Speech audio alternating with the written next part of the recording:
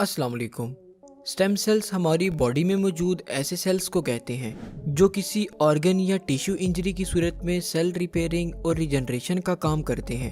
Stem cells adult human में multiple sites पर मौजूद होते हैं, जैसा कि बोन मैरो, ब्लड, ब्रेन और स्किन वगैरह। स्टेम सेल्स की रिजनरेशन एबिलिटी की वजह से ही स्टेम सेल टेक्नोलॉजी या थेरापी को मॉडर्न ट्रीटमेंट स्ट्रेटजीज में एक प्रॉमिसिंग अप्रोच समझा जाता है। Types of stem cells. Stem cells को ओरिजिन की बेस पर एम्ब्रियोनिक और एडल्ट स्टेम सेल में डिवाइड किया जाता है। एम्ब्रियोनिक स्टेम सेल्स ऐसे स्टेम सेल्स होते हैं जो फीमेल्स में प्रेगनेंसी के बाद बनने वाले एम्ब्रियो में पाए जाते हैं, जिन्हें एम्ब्रियो से निकालकर लेबोरेटरी में रीजनरेट किया जा सकता है। एडल्ट स्टेम सेल्स ऐसे स्टेम सेल्स होते हैं जो स्किन, एपिडर्मिस, बोन मैरो और स्मॉल इंटेस्टाइन की लाइनिंग में मौजूद होते हैं, जो ओल्ड या डेड सेल्स को रिप्लेस करते रहते हैं। Uses of stem cell therapy. दुनिया में इस वक्त बहुत से इंस्टीट्यूट स्टेम सेल थेरापी को फॉलो करते हुए लेबोरेटरीज में बॉडी ऑर्गन्स और टिश्यूज की क्रिएशन पर काम कर रहे हैं।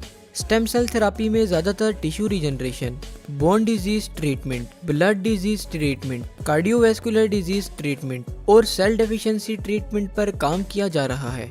Tissue regeneration.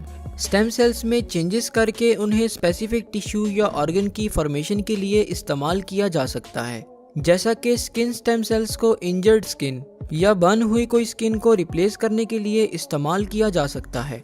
Brain disease treatment. Future में स्टेम सेल थेरापी के थ्रू स्टेम सेल से डैमेज ब्रेन टिश्यूज की फॉर्मेशन भी की जा सकती है, जिससे पार्किंसंस और अल्जाइमर डिजीज को ट्रीट किया जा सकता है। Blood disease treatment. Blood stem cells यानी कि हीमेटोपोइटिक स्टेम सेल्स को लेबोरेटरीज में स्पेसिफिक चेंजेस के थ्रू रेड ब्लड सेल्स या disease fighting white blood cells वगैरह की फॉर्मेशन के लिए इस्तेमाल किया जा सकता है।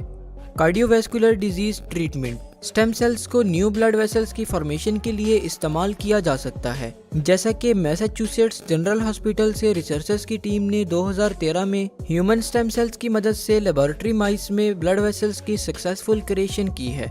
इस तरह न्यू ब्लड वेसल्स के थ्रू हार्ट की क्लोज्ड ब्लड वेसल्स को रिप्लेस किया जा सकता है। अगर आपको इस वीडियो को लेकर कोई भी सवाल हो या फिर आप हमें कोई टॉपिक सजेस्ट करना चाहते हो, तो आप हमें हमारे फेसबुक पेज के थ्रू रीच आउट कर सकते हैं, जिसका लिंक आपको वीडियो के डिस्क्रिप्शन बॉक्स में दे दिया जाएगा। शुक्रिया। अल्लाह हाफिज़।